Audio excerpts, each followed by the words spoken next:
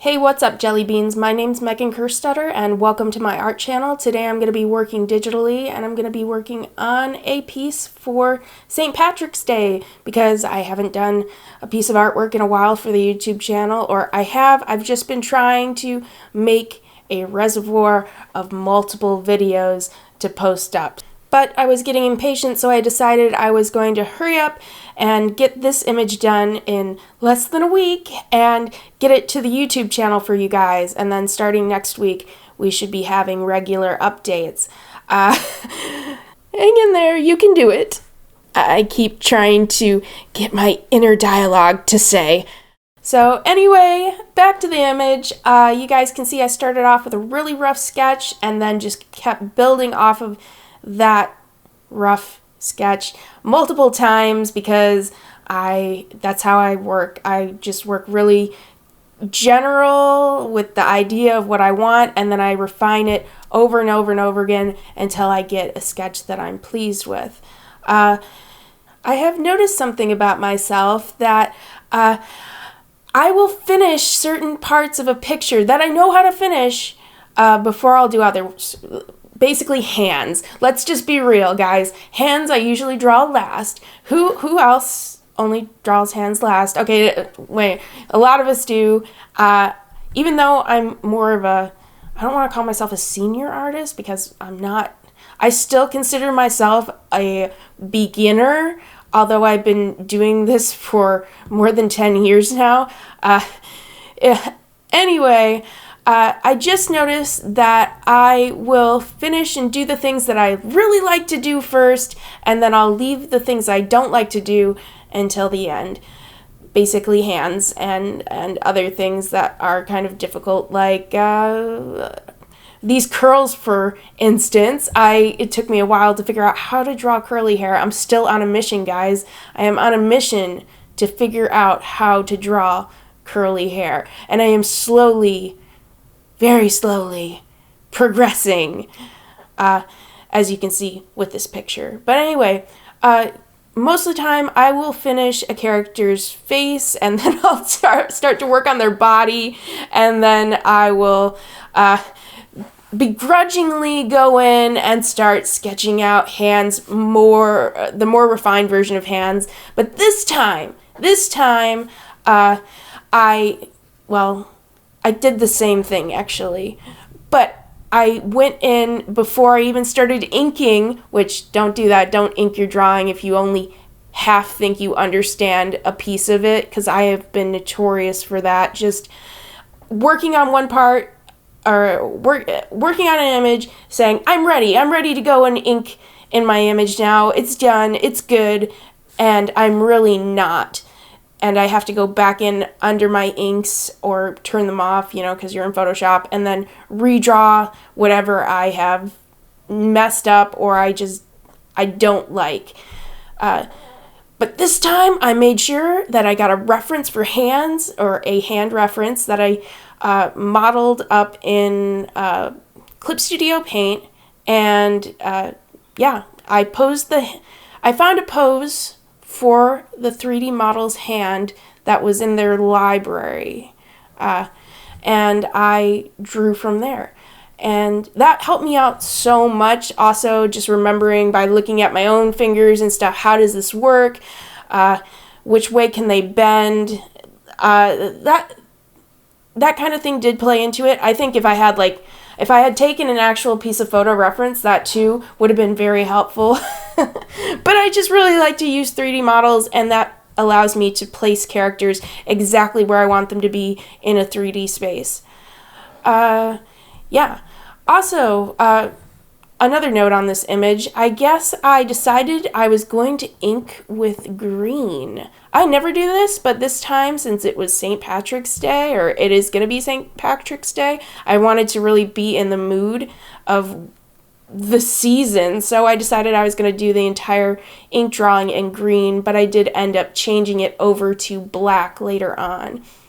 Mostly I did this because I wasn't sure where I was going to go with this image.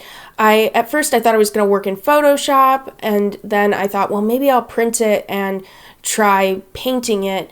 and I kind of warred back and forth with it, and then I kind of wondered if I would try doing something like a scratchboard drawing, and I was going to use green on black. My ink or scratch parts of the board were going to be green, but that fell through too, and I ended up deciding, you know what, let's keep it simple, because this video needs to come out on Friday. We're going to do it in Photoshop, and yeah, that helped immensely, but I also was really pushed myself with this image to kind of embrace the cell shading, as not as far as I think it can go, but further than I've taken it before.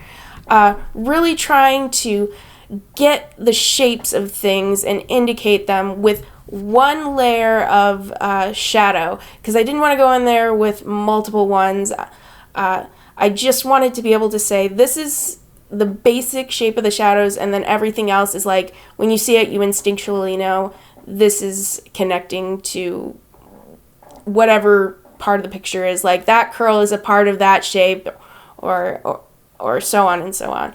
I hope I'm making sense. I'm going to try to be more,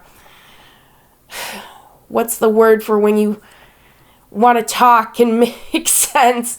I'm going to try to have more clarity in my videos, but I'm also going to try not to script them ahead of time, which I know I've tried in the past, and it's really difficult for me, but I also like those moments where I really get into what I'm talking about, and it feels fresh and it feels real, and I really want this channel to be a place where I can talk for myself. Just really, I want it to feel natural. And yeah, I like to say "and yeah" a lot during my conversations that I am having with this microphone, because I am recording for you guys. You didn't see that, but I just wiggled my eyebrows. Okay, so you guys have a basic idea of how I work. If you've seen my other videos, I do a lot of soft shading underneath my cell shading, because I think it brings it together in a way that if you just do flat shades or flat colors, that doesn't give as much dimension. And this is a way that it's not that I'm using the airbrush to shade. Like, sometimes you see people, they'll go really heavy on the airbrush and it just doesn't look right. But if you use it to make slight transitions in the characters, it really pulls that cell shading together and gives you that nice, I mean, almost, I don't want to say anime, but like when anime is animated really, really nice and it's got that nice fuzziness to it. But this, I think, is actually better than that, because usually that's a lot of filters that are going over things, or at least that's what I'm assuming. And this way, it's more like, yes, it's purposefully there in the piece in certain spots to look like there's a soft transition, whether it be some light hitting the face or just to make some more dimensions to a piece of the characters, or the characters. Hopefully you get what I mean.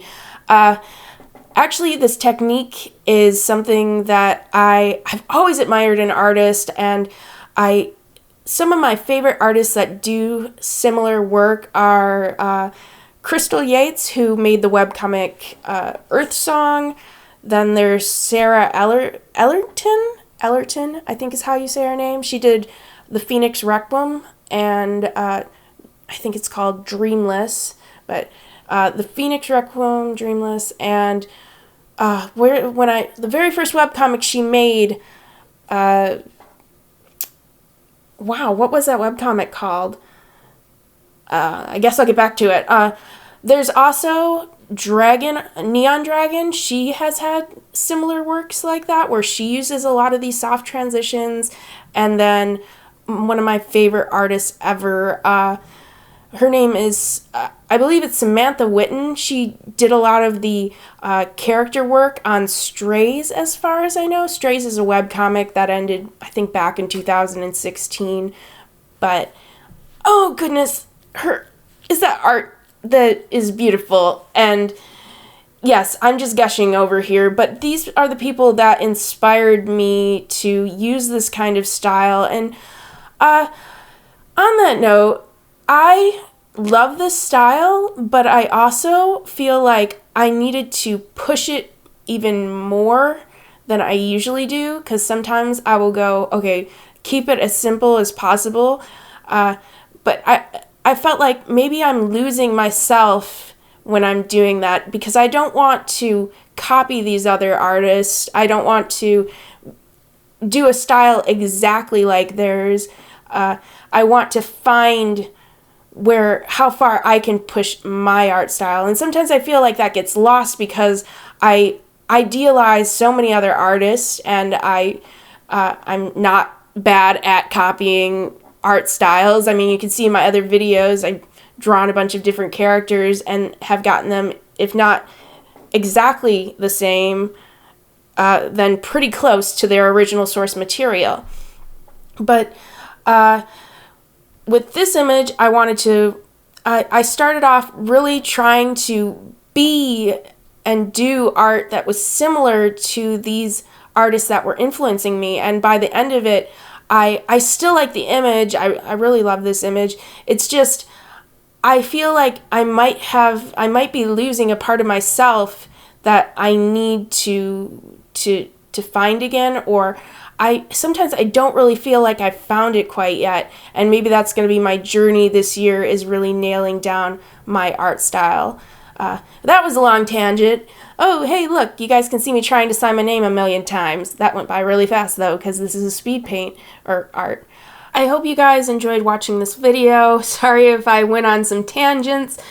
Usually when I do recordings without a script, I will just say what's coming to mind while I'm watching the video, or I'll try to remember what I was thinking while making the image and try to incorporate it into what I'm trying to say. But like I said, I'm still pretty new to not working with the script.